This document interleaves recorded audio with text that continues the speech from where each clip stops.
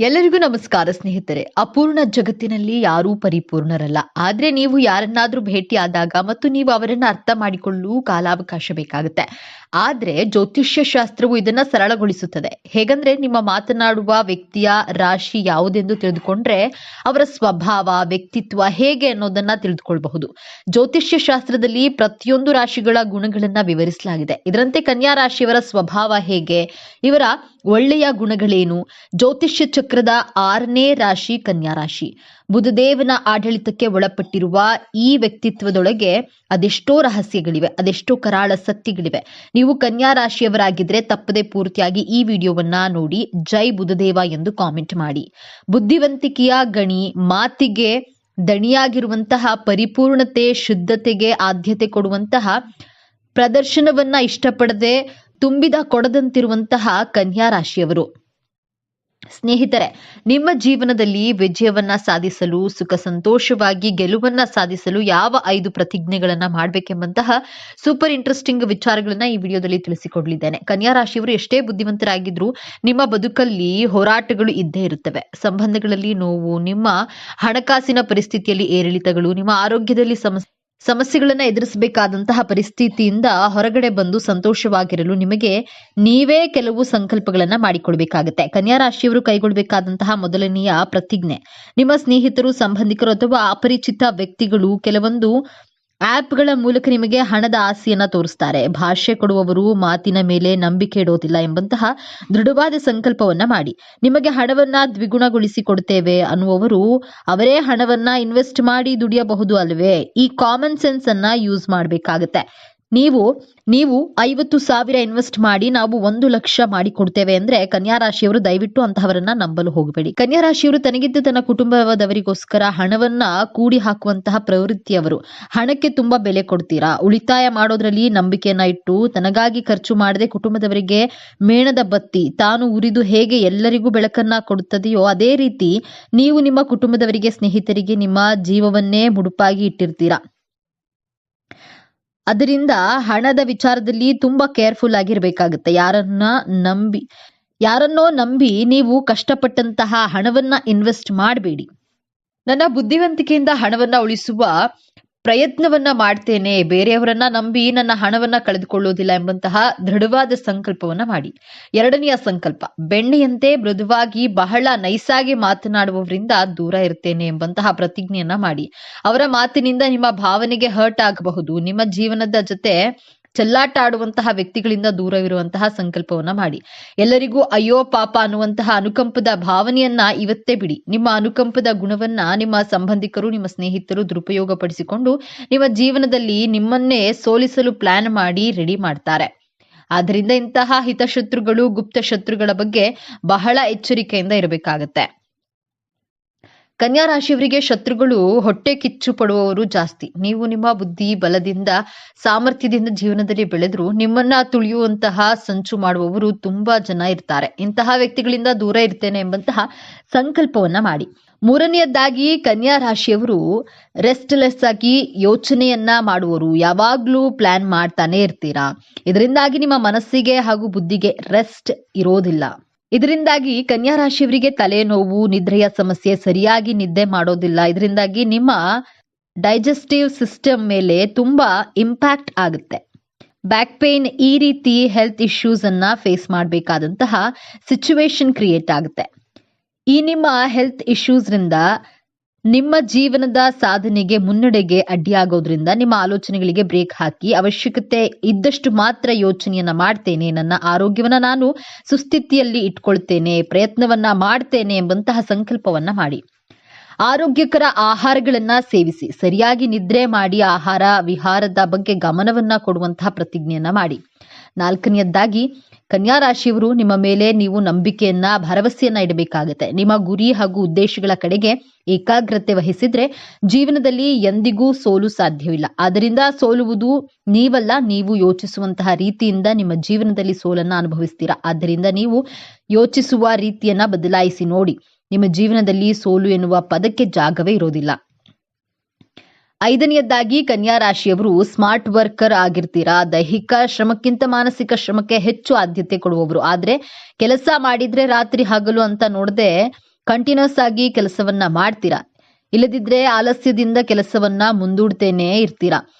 ಇವತ್ತು ಮಾಡೋ ಕೆಲಸನ ನಾಳೆ ಮಾಡೋಣ, ಆಮೇಲೆ ಮಾಡೋಣ ಅಂತ ಮುಂದೂಡ್ತಾನೆ ಇರ್ತೀರಾ. ಈಗ ಈ ನಿಮ್ಮ ಆಲಸ್ಯ ಗುಣದಿಂದ ಕೆಲವೊಮ್ಮೆ ನಿಮ್ಮ ಕೈಗೆ ಬಂದಿರುವಂತಹ ಒಳ್ಳೆ ಒಳ್ಳೆ ಪ್ರಾಜೆಕ್ಟ್ಗಳು, ಬಿಸ್ನೆಸ್ ಆಫರ್ಸ್ಗಳು ಕೈತಪ್ಪಿ ಹೋಗುವಂತಹ ಸಾಧ್ಯತೆಗಳು ಇದೆ. ಅದರಿಂದ ಕೆಲಸದಲ್ಲಿ ಆಲಸ್ಯವನ್ನ ತೋರಿಸದೆ ನಿಮ್ಮ ಶೆಡ್ಯೂಲ್ ಅನ್ನ ಕರೆಕ್ಟ್ ಆಗಿ ಪ್ಲಾನ್ ಮಾಡೋದ್ರಿಂದ ನಿಮ್ಮ ಕೆಲಸದಲ್ಲಿ ಯಶಸ್ಸು ಕಾಣಬಹುದು. ಕನ್ಯಾ ರಾಶಿಯವರು ಮೊದಲೇ ಮಲ್ಟಿ ಟಾಸ್ಕರ್ ಆಗಿರ್ತೀರಾ. ಏಕಕಾಲದಲ್ಲಿ 2 ಅಥವಾ 2ಕ್ಕಿಂತ 3 ಕೆಲಸಗಳನ್ನ ಮಾಡುವಂತಹ ಇಂಟೆಲಿಜೆಂಟ್ ಬ್ಯಾಲೆನ್ಸ್ ರಾಶಿಯವರು. ಆದ್ರೆ ಕೆಲವೊಮ್ಮೆ ಏನು ಬೇಡ ಅಂತ ಬಹಳ ಆರಾಮದಾಯಕವಾದ ಜೀವನವನ್ನ ಬಯಸುವವರು.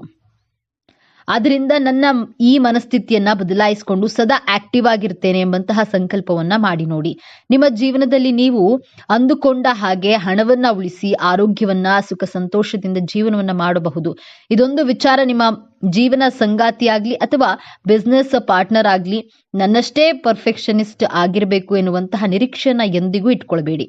ನಿರೀಕ್ಷೆಗಳು ಯಾವಾಗ್ಲೂ ದುಃಖವನ್ನೇ ಹೆಚ್ಚಾಗಿ ಕೊಡುವುದು. ಆದ್ರಿಂದ ನಿಮ್ಮಷ್ಟೇ ಪರ್ಫೆಕ್ಟ್ ಆಗಿ ಪ್ರತಿಯೊಬ್ಬರು ಇರಬೇಕು ಅಂತ ಯಾವತ್ತೂ ಅಂದ್ಕೊಳ್ಬೇಡಿ. ನಿರೀಕ್ಷೆಗಳು ಯಾವಾಗ್ಲೂ ದುಃಖವನ್ನೇ ಹೆಚ್ಚಾಗಿ ಕೊಡುವುದು. ಆದ್ದರಿಂದ ನಿಮ್ಮಷ್ಟೇ ಪರ್ಫೆಕ್ಟ್ ಆಗಿ ಪ್ರತಿಯೊಬ್ಬರು ಇರಬೇಕು ಅಂತ ಯಾವತ್ತೂ ಅಂದ್ಕೊಳ್ಬೇಡಿ. ಕನ್ಯಾ ರಾಶಿಯವರೇ, ನಿಮ್ಮ ರಾಶಿಯಾಧಿಪತಿ ಬುಧ ನಿಮಗೆ ತೀಕ್ಷ್ಣ ಬುದ್ಧಿ ಕೊಟ್ಟಿರ್ತಾನೆ.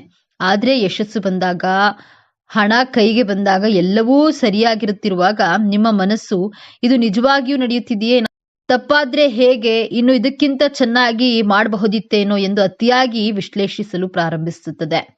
ಈ ಸಮಯದಲ್ಲಿ ನಿಮ್ಮ ಆತುರದ ವಿಮರ್ಶೆಯಿಂದ ಅಥವಾ ನಿಮ್ಮ ಪರಿಪೂರ್ಣತೆಯ ಹುಡುಕಾಟದಲ್ಲಿ ನಿಮ್ಮ ಆಪ್ತರನ್ನೇ, ವಿಶೇಷವಾಗಿ ನಿಮ್ಮ ಜೀವನ ಸಂಗಾತಿಯನ್ನೇ ನೀವು ಮಾತಿನಿಂದ ನೋಯಿಸಬಹುದು. ಈ ಒಂದು ದೊಡ್ಡ ತಪ್ಪಿನಿಂದ ನಿಮ್ಮ ಕೈಗೆ ಬಂದ ಭಾಗ್ಯವನ್ನ ನೀವೇ ಅನುಭವಿಸಲಾಗದ ಸ್ಥಿತಿಯನ್ನ ತಂದುಕೊಳ್ಳುವಂತಹ ಅಪಾಯವಿದೆ. ಯಶಸ್ಸು ಪಡೆಯೋದಕ್ಕಿಂತ ಅದನ್ನ ಅನುಭವಿಸಿ ಉಳಿಸ್ಕೊಳ್ಳೋದು ಮುಖ್ಯ. ಈ ಅತಿಯಾದ ಯೋಚನೆ ಮತ್ತು ವಿಮರ್ಶೆ ನೀವು ಎದುರಿಸುವ ಅತಿ ದೊಡ್ಡ ಸಮಸ್ಯೆ. ಹಾಗಾದ್ರೆ ಈ ದೊಡ್ಡ ಸಮಸ್ಯೆಯಿಂದ ಪಾರಾಗೋದು ಹೇಗೆ?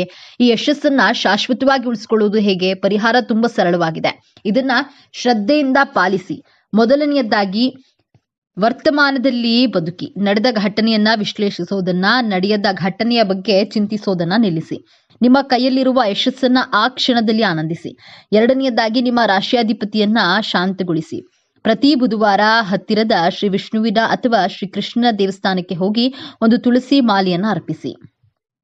ಅಥವಾ ಹಸುವಿಗೆ ಹಸಿರು ಹುಲ್ಲು ಅಥವಾ ಪಾಲಕ್ ಸೊಪ್ಪನ್ನ ತಿನ್ನಿಸಿ. ಇದು ನಿಮ್ಮ ಮನಸ್ಸಿನ ಚಂಚಲತೆಯನ್ನ ಕಡಿಮೆ ಮಾಡಿ ಸ್ಪಷ್ಟತೆಯನ್ನ ನೀಡುತ್ತದೆ.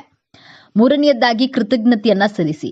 ಟೀಕಿಸುವ ಬದಲು ನಿಮಗೆ ಸಿಕ್ಕಿದ್ದಕ್ಕೆ ಕೃತಜ್ಞತೆಯನ್ನ ಸಲ್ಲಿಸಿ. ಪ್ರತಿದಿನ ರಾತ್ರಿ ಮಲಗುವ ಮುನ್ನ, ಇದೆಲ್ಲ ನಿನ್ನ ಕೃಪೆ, ನನ್ನ ಬುದ್ಧಿ ಶಕ್ತಿಗೆ ದಾರಿ ತೋರಿಸಿದ್ದಕ್ಕೆ ಧನ್ಯವಾದ ಎಂದು ನಿಮ್ಮ ಇಷ್ಟ ದೇವರನ್ನ ಸ್ಮರಿಸಿ. ನಿಮ್ಮ ಎಲ್ಲಾ ಭಾಗ್ಯವನ್ನ ನಿಮ್ಮ ಬಳಿಯೇ ಉಳಿಸುತ್ತದೆ.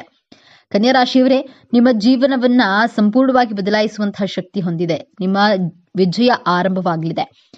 ನಿಮ್ಮ ಪ್ರತಿಯೊಂದು ಲೆಕ್ಕಾಚಾರವೂ ಈಗ ಯಶಸ್ವಿಯಾಗಲಿದೆ. ನಿಮ್ಮ ಮಾನಸಿಕ ನೋವು ಈಗ ಪ್ರಶಾಂತವಾಗಿ ಬದಲಾಗುವ ಸಮಯ ಬಂದಿದೆ. ನೆನಪಿಡಿ, ಈ ವಿಡಿಯೋ ನಿಮಗೆ ತಲುಪಿದ್ದು ಆಕಸ್ಮಿಕವಲ್ಲ. ಇದು ನಿಮ್ಮ ಇಷ್ಟ ದೇವರು ನಿಮಗೆ ನೀಡುತ್ತಿರುವ ಸ್ಪಷ್ಟ ಸಂದೇಶ. ಈ ಅದ್ಭುತ ಸಮಯವನ್ನ ಸದುಪಯೋಗ ಪಡಿಸಿಕೊಳ್ಳಿ. ನಿಮ್ಮ ನಂಬಿಕೆಯ ಸಂಕೇತವಾಗಿ ನಿಮ್ಮ ಜೀವನ ಬದಲಾಗಬೇಕು ಎನ್ನುವ ಸಂಕಲ್ಪದೊಂದಿಗೆ ತಪ್ಪದೆ ನಿಮ್ಮ ಕುಲದೇವರು ಅಥವಾ ನಿಮ್ಮ ಇಷ್ಟ ದೇವರ ಹೆಸರನ್ನ ಕಾಮೆಂಟ್ ಮಾಡಿ. ಆ ಭಗವಂತನು ನಿಮ್ಮನ್ನ ಸದಾ ಕಾಪಾಡಲಿ. ಸರ್ವೇ ಜನೋ ಸುಖಿನೋ ಭವತು. ಇದೇ ರೀತಿಯ ಜ್ಯೋತಿಷ್ಯಕ್ಕೆ ಸಂಬಂಧಪಟ್ಟಂತಹ ವಿಡಿಯೋ ನೋಡಲು ನಮ್ಮ ಚಾನೆಲ್ಗೆ ಸಬ್ಸ್ಕ್ರೈಬ್ ಆಗಿ, ಈ ವಿಡಿಯೋವನ್ನ ಲೈಕ್ ಮಾಡಿ, ಶೇರ್ ಮಾಡಿ. ರಾಶಿಯವರಿಗೆ 2026ರಲ್ಲಿ 8 ಚಮತ್ಕಾರಗಳು ನಡೆಯಲಿದೆ. ಜೊತೆಗೆ 3 ವಿಚಾರಗಳಲ್ಲಿ ಎಚ್ಚರಿಕೆಯಿಂದ ಇರಬೇಕಾಗುತ್ತೆ ಎಂಬಂತಹ ವಿಚಾರಗಳನ್ನ ಈ ವಿಡಿಯೋದಲ್ಲಿ ತಿಳಿಸಿಕೊಡಲಿದ್ದೇನೆ. ಅದಕ್ಕೂ ಮುಂಚೆ ನೀವಿನ್ನು ನಮ್ಮ ಚಾನೆಲ್ಗೆ ಸಬ್ಸ್ಕ್ರೈಬ್ ಆಗಿಲ್ಲ ಅಂದ್ರೆ ಈಗಲೇ ಸಬ್ಸ್ಕ್ರೈಬ್ ಆಗಿ, ಹಾಗೆ ವಿಡಿಯೋಗೆ ಲೈಕ್ ಮಾಡಿ, ವಿಡಿಯೋವನ್ನ ಸ್ಕಿಪ್ ಮಾಡದೆ ಕೊನೆ ತನಕ ನೋಡಿ. ಎಲ್ಲರೂ ಭಕ್ತಿಯಿಂದ ಓಂ ಶ್ರೀ ಮಹಾಲಕ್ಷ್ಮಿ ನಮಃ ಅಂತ ಕಾಮೆಂಟ್ ಮಾಡಿ.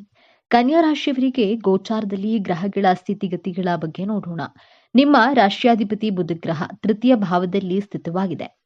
ಚತುರ್ಥದಲ್ಲಿ ಸೂರ್ಯಗ್ರಹ, 6ನೇ ಭಾವದಲ್ಲಿ ಶನಿ ಗ್ರಹದ ಜೊತೆಗೆ ಶುಕ್ರ ಗ್ರಹ, ಸಪ್ತಮದಲ್ಲಿ ರಾಹು ಗ್ರಹ, ನವಮ ಭಾವದಲ್ಲಿ ಗುರುಗ್ರಹ, ಲಾಭಸ್ಥಾನದಲ್ಲಿ ಮಂಗಳ ಗ್ರಹ ಸ್ಥಿತವಾಗಿದೆ. ನಿಮ್ಮ ರಾಶಿಯಲ್ಲಿ ಕೇತು ಗ್ರಹ ಸ್ಥಿತವಾಗಿದೆ. ಕನ್ಯಾ ರಾಶಿಯವರಿಗೆ ಗೋಚಾರದ ಪ್ರಕಾರ ನಡೆಯುವಂತಹ ಮೊದಲನೆಯ ಚಮತ್ಕಾರ, ಬುಧ ಗ್ರಹ ಪ್ರಸ್ತುತವಾಗಿ 3ನೇ ಭಾವದಲ್ಲಿ ಸ್ಥಿತವಾಗಿದೆ. ನಂತರ 4, 5ನೇ ಭಾವಕ್ಕೆ ಸಂಚಾರ ಮಾಡುತ್ತದೆ. ಕೂಡ ಕನ್ಯಾ ರಾಶಿ ವಿದ್ಯಾರ್ಥಿಗಳ ಭವಿಷ್ಯದಲ್ಲಿ ಏಕಾಗ್ರತೆಯನ್ನ ಆಸಕ್ತಿಯನ್ನ ತೋರಿಸ್ತೀರಿ.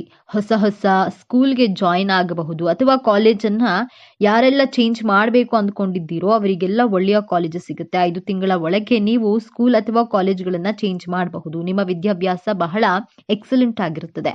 ಕನ್ಯಾ ರಾಶಿಯವರಿಗೆ 2026ರಲ್ಲಿ ನಡೆಯುವಂತಹ 2ನೆಯ ಚಮತ್ಕಾರ.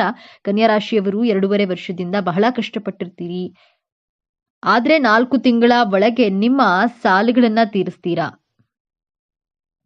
ನಿಮ್ಮ ಶತ್ರುಗಳು ನಿಮ್ಮಿಂದ ದೂರವಾಗ್ತಾರೆ. ಗುಪ್ತ ಶತ್ರುಗಳು ಹಾಗೂ ಹಿತಶತ್ರುಗಳಿಂದ ಮುಕ್ತಿ ಸಿಗಲಿದೆ. 3ನೇದಾಗಿ ಶನಿಗ್ರಹ ನಿಮ್ಮ ಸಪ್ತಮ ಭಾವಕ್ಕೆ ಸಂಚಾರ ಮಾಡಿದಾಗ, ಯಾವಾಗ ಅಂದ್ರೆ 3 ತಿಂಗಳ ಒಳಗೆ ಶನಿಗ್ರಹ ನಿಮ್ಮ 6ನೇ ಭಾವದಿಂದ 7ನೇ ಭಾವಕ್ಕೆ ಸಂಚಾರ ಮಾಡ್ತಾರೆ. ನಿಮ್ಮ ಜಾಬ್ಗಳು ಬದಲಾವಣೆಗಳನ್ನ ಮಾಡ್ತೀರಾ. ಈ ಪೀರಿಯಡ್ ನಲ್ಲಿ ಜೊತೆಗೆ ಯಾರೆಲ್ಲ ವಿವಾಹಕ್ಕೋಸ್ಕರ ವಧು ಅಥವಾ ವರರನ್ನ ಹುಡುಕ್ತಿದ್ದೀರೋ 4 ತಿಂಗಳ ನಂತರ ವಿವಾಹ ಯೋಗವು ತೋರಿಸ್ತಾ ಇದೆ. ಆದ್ರೆ ಶನಿಗ್ರಹ ಸಪ್ತಮ ಸ್ಥಾನದಿಂದ ನಿಮ್ಮ ಲಗ್ನವನ್ನ ವೀಕ್ಷಿಸ್ತಿರೋದ್ರಿಂದ ನಿಮ್ಮಲ್ಲಿ ಹಠ, ಆಲಸ್ಯದ ಸ್ವಭಾವ ಹೆಚ್ಚಾಗುತ್ತೆ. 4ನೇದಾಗಿ ಕನ್ಯಾ ರಾಶಿಯವರಿಗೆ ಪ್ರೀತಿಯ ಜೀವನದಲ್ಲಿ ಪಾಸಿಟಿವ್ ರಿಸಲ್ಟ್ ಗಳನ್ನ ಎಕ್ಸ್ಪೆಕ್ಟ್ ಮಾಡಬಹುದು. ನಿಮ್ಮ ಪಂಚಮಾಧಿಪತಿ ಶನಿಗ್ರಹ ಸಪ್ತಮ ಸ್ಥಾನಕ್ಕೆ ಸಂಚಾರ ಮಾಡಿದಾಗ ನಿಮ್ಮ ಪ್ರೀತಿಯ ಜೀವನದಲ್ಲಿ ಸುಮಧುರ ಬಾಂಧವ್ಯವನ್ನ ಕಾಣಬಹುದು. 5 ತಿಂಗಳ ನಂತರ ನಿಮ್ಮ ಪ್ರೀತಿಯ ಜೀವನ ಚೆನ್ನಾಗಿರುತ್ತದೆ. 5ನೇದಾಗಿ ಗುರುಗ್ರಹ ನಿಮ್ಮ ನವಮ ಭಾವದಿಂದ ವೃತ್ತಿ ಸ್ಥಾನಕ್ಕೆ ಸಂಚಾರ ಮಾಡಲಿದೆ. 5 ತಿಂಗಳ ನಂತರ ಉದ್ಯೋಗವಿಲ್ಲದಿದ್ದವರಿಗೆ ಹೊಸ ಹೊಸ ಅವಕಾಶಗಳು, ಉದ್ಯೋಗಗಳು ಸಿಗುತ್ತವೆ. ನಿಮ್ಮಲ್ಲಿರುವಂತಹ ಸ್ಕಿಲ್ಸ್ಗಳನ್ನ ಇಂಪ್ರೂವ್ ಮಾಡ್ಕೊಳ್ತೀರಾ. ಗೌರವಾನ್ವಿತ ವ್ಯಕ್ತಿಗಳನ್ನ ಭೇಟಿ ಮಾಡಿ ನಿಮ್ಮ ಕರಿಯರ್ ಲೈಫ್ ನಲ್ಲಿ ಎಕ್ಸಲೆಂಟ್ ಚೇಂಜಸ್ ಗಳನ್ನ ಕಾಣ್ತೀರಾ. ನಿಮ್ಮ ಸ್ಯಾಲರಿಯಲ್ಲಿ ಇನ್ಕ್ರಿಮೆಂಟ್ ಕಾಣ್ತೀರಾ. ಗುರುಗ್ರಹ 10ನೇ ಭಾವಕ್ಕೆ ಸಂಚಾರ ಮಾಡಿದಾಗ ಬ್ಯಾಂಕಿಂಗ್ ಸೆಕ್ಟರ್ ನಲ್ಲಿರುವಂತವರು, ಮ್ಯಾನೇಜ್ಮೆಂಟ್ ಜಾಬ್ ಮಾಡ್ತಿರುವವರು, ಕೌನ್ಸಿಲಿಂಗ್ ಫೀಲ್ಡ್ ನಲ್ಲಿರುವವರು ಅವರಿಗೆ ಉತ್ತಮ ಧನ ಲಾಭವಾಗಲಿದೆ. ಕಮ್ಯುನಿಕೇಶನ್ ಸ್ಕಿಲ್ಸ್ ಗಳನ್ನ ಇಂಪ್ರೂವ್ ಮಾಡ್ಕೊಳ್ತೀರಾ. ನಿಮ್ಮ ವೃತ್ತಿ ಜೀವನ ಹೆಚ್ಚು ಲಾಭದಾಯಕವಾಗಿರುತ್ತದೆ. 2026ರಲ್ಲಿ ಕನ್ಯಾ ರಾಶಿಯವರಿಗೆ ನಡೆಯುವಂತಹ 6ನೇ ಚಮತ್ಕಾರ ದೊಡ್ಡ ಮನೆಯನ್ನ ಅಥವಾ ವಾಹನ ಖರೀದಿ ಯೋಗವನ್ನ ತೋರಿಸ್ತಾ ಇದೆ. 70% ಕನ್ಯಾ ರಾಶಿಯವರು ವಾಹನ, ಹೊಸ ಮನೆ, ಹೊಸ ಕಾರು, ಹೊಸ ಬೈಕ್ ಖರೀದಿಯನ್ನ ಮಾಡುವಂತಹ ಯೋಗವಿದೆ. ನಿಮ್ಮ ಜನ್ಮ ಕುಂಡಲಿ 30-40% ಸಪೋರ್ಟ್ ಮಾಡಿದ್ರು ಈ ಪ್ರೆಡಿಕ್ಷನ್ 100% ಸಕ್ಸಸ್ ಆಗೇ ಆಗುತ್ತೆ. ನಿಮ್ಮ ತಾಯಿಯ ಆರೋಗ್ಯದಲ್ಲಿ ವೃತ್ತಿಯನ್ನ ಕಾಣ್ತೀರಾ. ತಾಯಿಯ ಜೊತೆ ವಿವಾದಗಳಿದ್ರೆ, ವೈಮನಸ್ಸುಗಳಿದ್ರೆ ಎಲ್ಲವೂ ದೂರವಾಗಿ ನಿಮ್ಮ ಹಾಗೂ ನಿಮ್ಮ ತಾಯಿಯ ಮಧ್ಯೆ ಸುಮಧುರ ಬಾಂಧವ್ಯವನ್ನ ಕಾಣಬಹುದಾಗಿದೆ.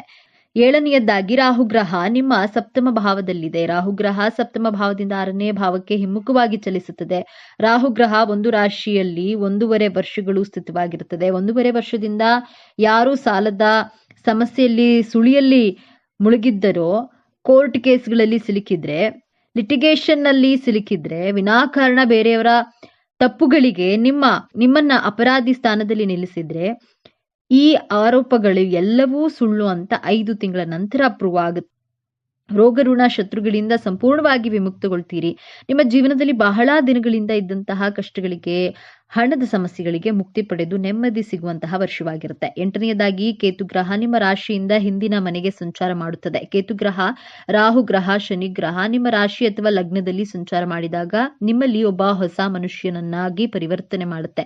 ಕನ್ಯಾ ರಾಶಿಯವರು 1.5 ವರ್ಷದಿಂದ ನಿಮ್ಮ ಜೀವನದಲ್ಲಿ ಸಾಲ, ಅವಮಾನ, ಮನಸ್ಸಿನ ನೆಮ್ಮದಿಯನ್ನ ಕಳೆದುಕೊಂಡು ಕೊರಗುತ್ತಿದ್ದವರಿಗೆ 5 ತಿಂಗಳ ನಂತರ ಕೇತುಗ್ರಹ ನಿಮ್ಮ ರಾಶಿಯನ್ನು ಬಿಟ್ಟು ಹಿಂದಿನ ಮನೆಗೆ ಸಂಚಾರ ಮಾಡಿದಾಗ ನಿಮ್ಮ ಸಮಸ್ಯೆಗಳು ಸಂಪೂರ್ಣವಾಗಿ ಕಡಿಮೆಯಾಗಲಿದೆ. ನಿಮ್ಮ ವ್ಯಕ್ತಿತ್ವ, ಆಚಾರ ವಿಚಾರಗಳು ಈ 1.5 ವರ್ಷದಲ್ಲಿ ಕೇತುಗ್ರಹ ಸಂಪೂರ್ಣ ಬದಲಾವಣೆಯನ್ನ ತಂದುಕೊಡಲಿದೆ. ಆರ್ಥಿಕ ಜೀವನ, ಹೊಸ ಮನೆಯನ್ನ ಖರೀದಿ ಮಾಡುವಿರಿ. ನಿಮ್ಮ ಮಕ್ಕಳಿಗೆ ಕಂಕಣ ಭಾಗ್ಯ ಕೂಡಿ ಬರೋದ್ರಿಂದ ಶುಭ ಕಾರ್ಯಗಳು ಮನೆಯಲ್ಲಿ ನಡೆಯುತ್ತವೆ. ಕನ್ಯಾ ರಾಶಿಯವರಿಗೆ ಧನಕಾರಕನಾಗಿ ಲಾಭಸ್ಥಾನದಲ್ಲಿರುವುದು ಚಂದ್ರ. ಧನವನ್ನ ಕೊಡುವಂತಹ ಗ್ರಹ ಶುಕ್ರ. ಚಂದ್ರ ಹಾಗೂ ಶುಕ್ರ ಗ್ರಹಗಳು ತಮ್ಮ ಮನೆಯನ್ನ ರಕ್ಷಣೆ ಮಾಡುವಂತಹ ಗ್ರಹಗಳು. ಹೀಗಾಗಿ ಇವು ಭಾಗ್ಯಾಧಿಪತಿ ಯೋಗ, ಲಾಭಾಧಿಪತಿ ಯೋಗ, ಧನಾಧಿಪತಿ ಯೋಗವನ್ನ ನೀಡುತ್ತವೆ. ಇದರಿಂದಾಗಿ ಕನ್ಯಾ ರಾಶಿಯವರಿಗೆ ಮುಂದಿನ ವರ್ಷದಲ್ಲಿ ಯಾವುದೇ ಹಣಕಾಸಿನ ಸಮಸ್ಯೆಗಳು ಇರುವುದಿಲ್ಲ. ಈ ವರ್ಷ ನಿಮ್ಮ ಆರ್ಥಿಕ ಜೀವನವು ಸಾಮಾನ್ಯಕ್ಕಿಂತ ಉತ್ತಮವಾಗಿರುತ್ತೆ ಮತ್ತು ವರ್ಷದ ಆರಂಭದಿಂದ ನೀವು ಅದನ್ನ ಅರಿತುಕೊಳ್ಳಲು ಪ್ರಾರಂಭಿಸ್ತೀರಿ. ನೀವು ವಿವಿಧ ಮೂಲಗಳಿಂದ ಆದಾಯವನ್ನ ಪಡೆಯುತ್ತೀರಿ. ಆದ್ರೆ ಈ ಸಮಯದಲ್ಲಿ ನಿಮ್ಮ ಖರ್ಚುಗಳಲ್ಲಿ ಹೆಚ್ಚಳವಾಗುವ ಸಾಧ್ಯತೆ ಇದೆ. ಈ ಸಮಯದಲ್ಲಿ ನಿಮಗೆ ಹಠಾತ್ ಆರ್ಥಿಕ ಲಾಭದ ಬಲವಾದ ಸಾಧ್ಯತೆ ಇರುತ್ತದೆ.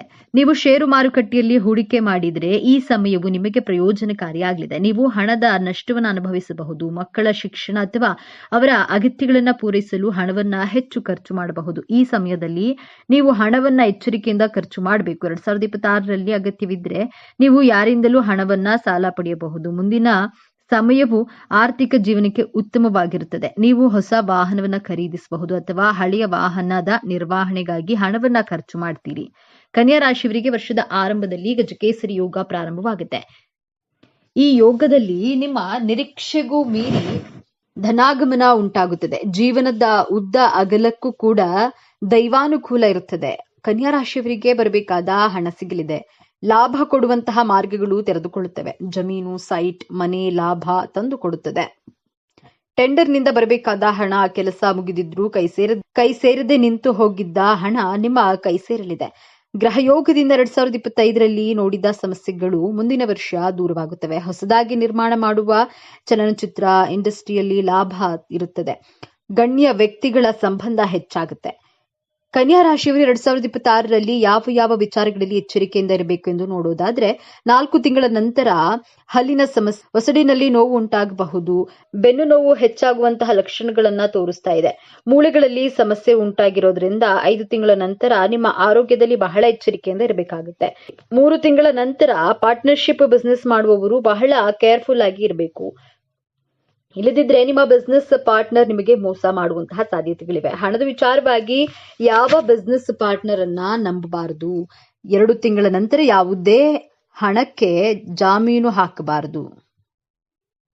ಯಾರಿಗೂ ಸಾಲವನ್ನ ಕೊಡಬಾರದು. ತುಂಬಾ ಕೇರ್ಫುಲ್ ಆಗಿರ್ಬೇಕಾಗತ್ತೆ. ಕನ್ಯಾ ರಾಶಿಯವರು ಪಾರ್ಟ್ನರ್ಶಿಪ್ ಬಿಸ್ನೆಸ್ ಪ್ರಾರಂಭ ಮಾಡಲೇಬೇಕು ಅಂದುಕೊಂಡಿದ್ರೆ ನಿಮ್ಮ ಜನ್ಮ ಜಾತಕವನ್ನ ಒಮ್ಮೆ ನುರಿತ ಜ್ಯೋತಿಷಿಗಳ ಬಳಿ ಪರಿಶೀಲನೆಯನ್ನ ಮಾಡಿಸಿ ನಂತರ ಪ್ರಾರಂಭ ಮಾಡುವುದು ಪಾರ್ಟ್ನರ್ಶಿಪ್ ಬಿಸ್ನೆಸ್ಗೆ. ಗೋಚಾರದ ಪ್ರಕಾರ 2026 ಗ್ರಹಗಳು ಅಷ್ಟೊಂದು ಫೇವರಬಲ್ ಆಗಿಲ್ಲ. ಬಹಳ ಕೇರ್ಫುಲ್ ಆಗಿ ಇರಬೇಕಾಗತ್ತೆ ಪಾರ್ಟ್ನರ್ಶಿಪ್ ಬಿಸ್ನೆಸ್ ಮಾಡುವವರು.